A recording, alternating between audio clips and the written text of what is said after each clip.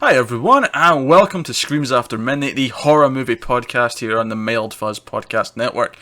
I'm Peter Bradley, and I'm joined by Timmy.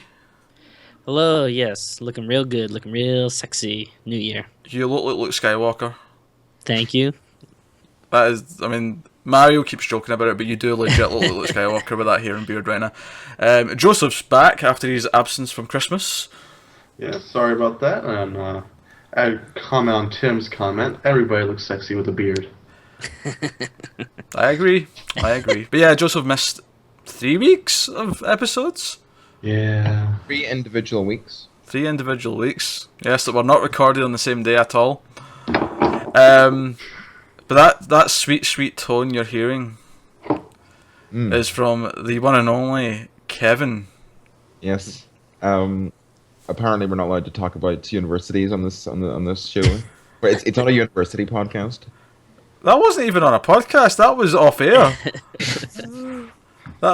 Kevin decided for some reason to tell us before we started recording that it's acceptance day for Cambridge and Oxford. That's when they get their acceptance letters. I'm like, Kevin, why are you telling us this?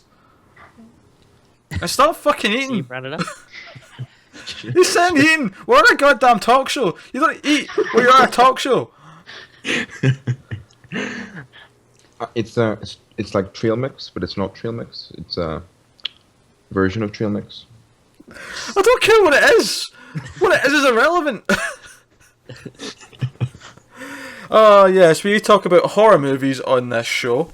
So, yeah, we talk about horror movies every week. We review movies, sometimes old, sometimes new. We're going with an old one this week. Full spoilers. Was this old? I couldn't tell. Well, if 1984 is old by your standards, then yes, it's old. That's full spoilers as always for the movie we're talking about, and we are going to talk about Splatter University, which, as I said, was 1984. It was directed by Richard W. Haynes, and is a slasher movie. And despite the title, which is a flat-out lie, it's not set at a university.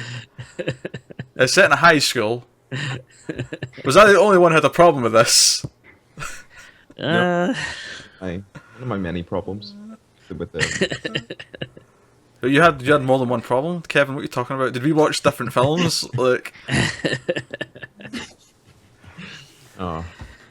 Go on, Kevin. What did you think? What did you think of Splatter University? Splatter Pseudo University was. I think if we can have different categories for our show, I think one of them should definitely be worse than the video dead, because I think I've used that phrase quite a few times. And this fits into the category worse than the video dead. I agree. This was awful. Just everything about it. There was one good thing at the end. Other than that, I really couldn't stand sitting through, and it's really short as well. It's like 78 minutes, and I felt really bored watching it as well. Yeah, bored? No, let me make something clear. This is a terrible movie. Yes. Yes, it is. However, this was budget. This was clearly in the so bad it is fucking amazing category. No. Tim, you're the man who's going to agree with me here. You must. I agree. It was a fun bad watch. I don't know if I would say fucking amazing. It's not too level. I'm counterbalancing this negativity coming from. I definitely had fun with it. My big problem with it, and this isn't the actual movie at all, but I watched the free version online, and my internet really wasn't working that well, I guess. I don't know if it was the service wasn't working or if it's my internet, but it was very jumpy.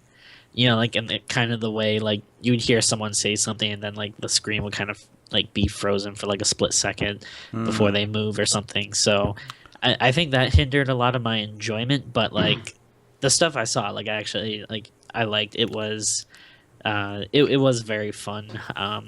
Yeah. It's one where it's if I was sitting down with a couple of friends and maybe having some beer and some pizza and stuff, we would be laughing our dicks off. It would be laughing. My friends wouldn't be my friends anymore. They would after that. You have terrible friends then, quite frankly. To that. this movie. I will say on the quality, yeah, it does look kind of shitty. Like, I was watching the Blu-ray. It came out in the UK on Blu-ray. Nice little disc, but the movie is just one of these things. It's always going to look shitty. It didn't have that freezing problem though, so that's definitely either the service or your internet. I'm not sure which. Yeah. But it did have that really sort of ridiculous low budget. I say low budget. We had no budget filmmaking going for it, which I quite appreciated. And I think right away I was into this movie because Right when the guy gets stabbed in the yeah, dick. That's the only part I would say I like. because no, seriously, Dick stab. listen to me. His reaction to being stabbed is the best reaction to being stabbed I have ever seen. It is phenomenal. Phenomenal. Oh god. And then like 2 minutes later, there's a scene inside the classroom where the sort of the backstory of the teacher who gets killed like a year earlier, whatever it was. Her death is also beautiful because her reaction to getting stabbed is ridiculous. And then they actually went to the effort. This is the one bit of the movie that had a little bit of money put into it because they'd made a prosthetic boob that's like split open, like it's just sort of hanging out of her shirt, which I thought was a nice little touch. No, okay. Oh god, the acting is it's Amazing. There was That's acting. There was acting. it's literally pick someone off the street, tell them to move about a bit, make a few noises. The acting's glorious. The delivery of the lines is like that phenomenal kind of thing where people are acting normal, right? And then you tell them there's a camera pointing at them, and then you say exactly what you were saying before, and they sound like fucking aliens. It's that kind of like acting caliber, but some of the moments are gold. Like, see, early on when the main character moves out of school and she's like looking for the principal's office or whatever. And by the way, I think I'll get to that in a minute. But and the male teacher like meets her and like points in the right direction. She walks away. There's a shot of her walking away, and at first I was thinking, oh, this is going to be like he's going to cut back to him and he's going to be like eyeing her up, right? That's going to be what this moment is, right? But then the shot went too long. Like, it was just watching her go down the hall for ages. Like, it lasted like an extra like 5 seconds. So I'm like, okay, maybe it's not that. But then it still did cut back to him, and he essentially did what I can only surmise of. I'm just going to act out. So if you're listening to the audio version of this, you won't get the full effect of this. But he basically went, I likes what I sees. But yeah, the point I wanted to bring up though, because full spoilers, of course. I think everyone called this probably early on. At least I did. Turns out the main priest is the killer, and he's got repressed sexual feelings, which are part of what's causing him to kill, and blah blah blah blah. Usual nonsense. The problem with this though is that the start of the film shows that he's an escaped mental patient, and the characters at the end when they lock him back up even comment on the fact that how did They he do background checks, Yeah. check references. how did he how did he impersonate like a principal of a school and get in that job? He's meant to be like, oh, he escaped here like 2 years ago. It's like, in 2 years he was able to infiltrate a high school and be the principal. Like, I know he was pretending to be in a wheelchair, but did he like? What did the people hiring for the jobs go? Oh, he's in a wheelchair. I'm sure he checks out. Like, like. Oh, by the way, he's not actually in a wheelchair because his legs like work, but like he's like this filters into the to my favorite part of the film. But it's like the very ending where it's just like a 5 minute or 3 or 4 minute chase scene between the priest, like he's hobbling down the hall, and the girl's trying to run away from him. That's my favorite part of the film. That's the only redeemable part of this film. I think it'd been trash. I think this is a fun bad movie. I love probably the most is just the dialogue. Like, really got me a lot of times. Like, I can't think of like exact phrases, but there's some stuff that's just so ridiculous. I think there's something like when the teacher gets murdered or something, like the kids are just like, "Oh, what a bitch!" Like they're just like they're like upset that she was murdered. And I was like, "What the fuck?" Yeah, I'll actually one of the things I like is when she has her first day of class and the student brings up the right to have an abortion, right? Yeah, And that's yeah. all that happens. All that happens is brought up. No one barely says anything about it, and she's pulled into the teacher's pulled into the principal's office after class and told, "Oh, this sort of thing's not going on here at this deeply religious school." Blah blah. She didn't say anything. She literally didn't say anything pro-abortion. Not one thing.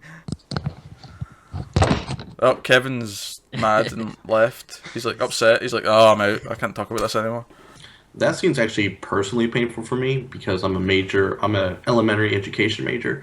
So seeing that teacher try to start the conversations with the students, yes, do you have anything important to you? Anything at all? No? Okay, how about you? Do you have anything important to you? Huh? Well, surely somebody has to care about something. That was just, painful.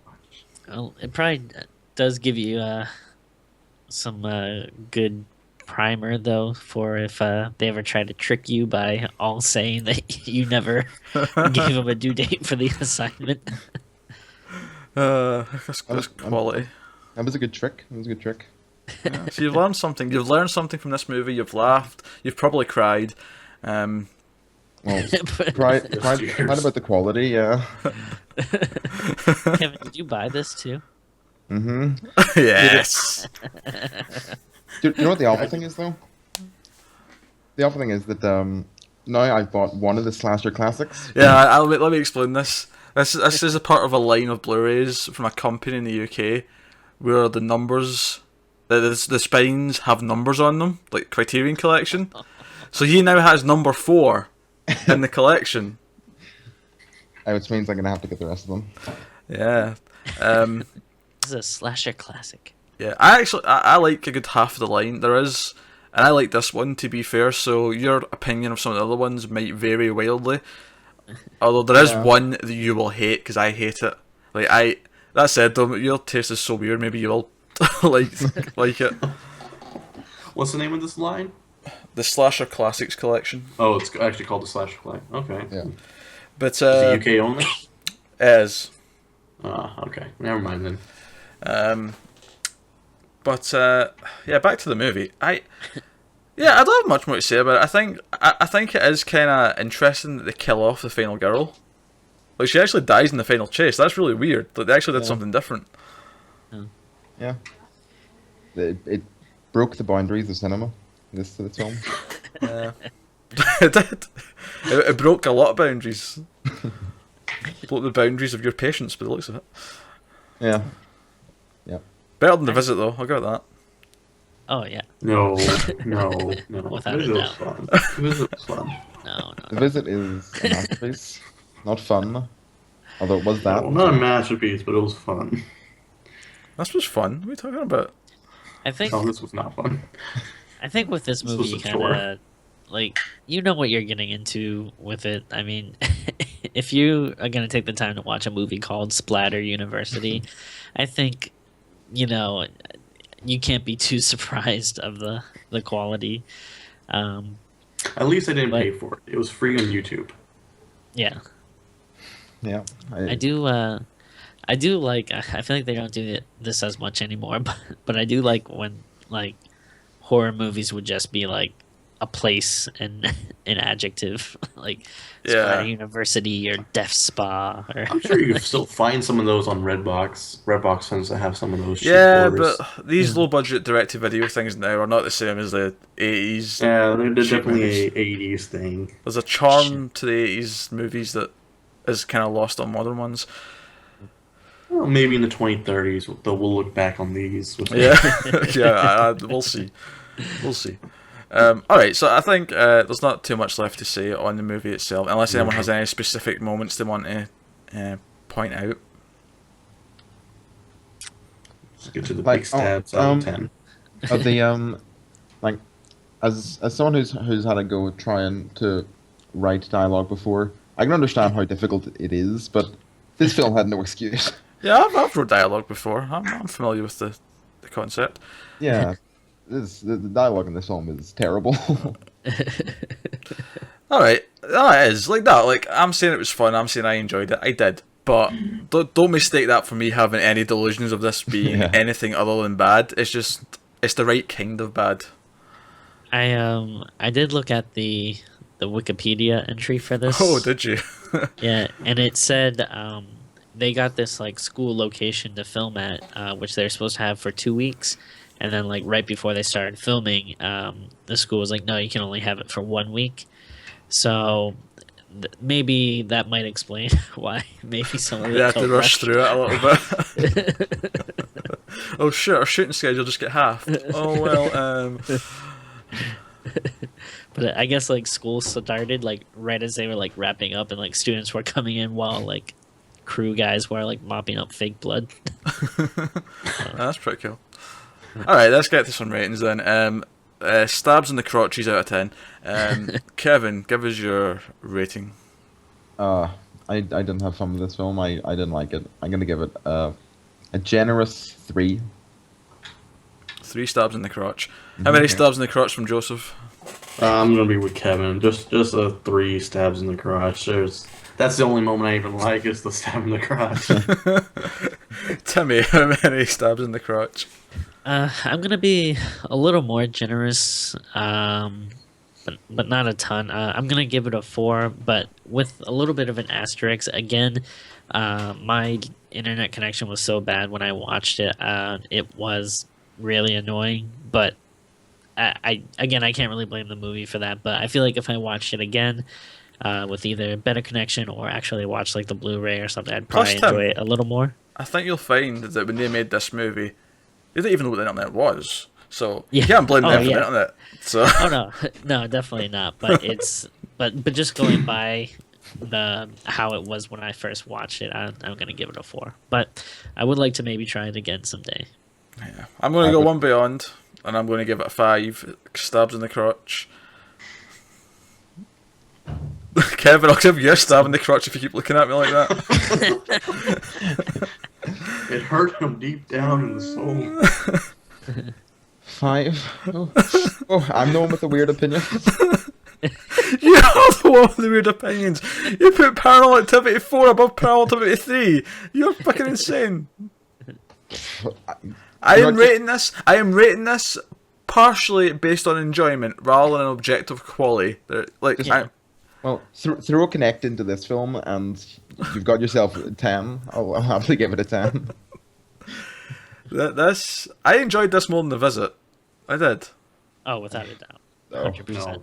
No. People, I enjoyed this. What else did I enjoy? This isn't a horror movie, but I enjoyed this way more than the last Hobbit movie. I'd probably agree with that too. Way fucking more. Like it's better quality. it's I mean, say what you want, but this is lean. It's mean. It's 5 minutes. It gets to the point and knows what it is. Those Hobbit movies were atrocious. That was the closest I ever came to walking out of the movie theater. Was when I saw the second one. So I'll agree with that. Those Hobbit movies are like legit, like ones. I wouldn't say they're legit ones. I think they're just thoroughly mediocre, and that's worse than a movie like this because it's boring. I think the second one just gets just above mediocre, the second one, but yeah, the first one was, and the third one was below mediocre. It was terrible. Yeah. But alright, I guess that'll wrap us up then. We'll be back with something. That has been a bit of a shambles for the first episode of 2016. That screams after midnight. We'll be back on a roll next week, I promise. I hope so. We'll see. I'll kill Kevin and Joseph if not, don't worry. So you can find us, of course, on Twitter at mild_fudge. You can also find us via email at mildfuzz@gmail.com. You can find each and one of us individually on Twitter and other places. Kevin, where can the people find you if for some reason they get hit in the head and feel like they want to go talk to some weird Irish guy who likes M. Night Shyamalan just a little bit too much? Well, you can visit me on the Twitter on. I see what you did there. And, I see what you did there. That was good. I like it. Oh gosh. and you can find me on Letterboxd at MobileGuy123. Also, I would like to say for anyone who maybe of our listeners or watchers who got a letter from Cambridge or Oxford, good luck. Good luck to you guys. Yes. That is not an official endorsement from Mild Fuzz. Right, that is nothing to do with us or our affiliates or any of our employees. Don't listen to them. Wait, I don't know. please, we're on the money. Yeah. I didn't say you were an employee. I didn't say you were an employee. Tim, We have are you employees. doing- I mean, I do some under the table stuff, but What Tim does best is under the table. Joseph, where can we the find fluff, you? that from the early episodes, the fluffing. The fluffing, God. yeah, you go, yeah. Way back when. Joseph, where can people find you? On Twitter at jkohler_93, not the flash underscore that Peter puts on the links every time, and on Letterboxd at jm_kohler. That's your fault for changing it. Look, don't blame me for you I haven't changing it. used that Twitter account in a year, and you still. Timmy, where can people find you? social media stuff at Tim Vargulish, and you can check out my comic book stuff at Goatman Comics on Facebook. Alright, cool. You can find me at Wibble89. You can also find me in a bunch of other places and other shows here on the network. Tons of them. I'm not even going to bother naming them all. But movies, TV, video games, the whole thing is covered. If you're on YouTube, you're on the movies channel, check out the TV and video games channel if you want to. If not, you want to stay here and just look at movies, or even just look at horror movies here on Streams After Midnight, that's fine too. We love you loads.